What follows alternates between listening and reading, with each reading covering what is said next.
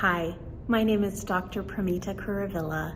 I am a physician who specializes in palliative care, and I'm so honored to speak at the Empowering Women in the Face of Cancer conference. Many people don't understand what palliative care is, and I'm going to be spending my time on my lecture sharing how palliative care is essential to so many people's journeys. It's not terminal care, it's not end-of-life care, it's not hospice care. It's a way that people can find the support that they need as they're trying to live high-quality lives while undergoing the experience of cancer.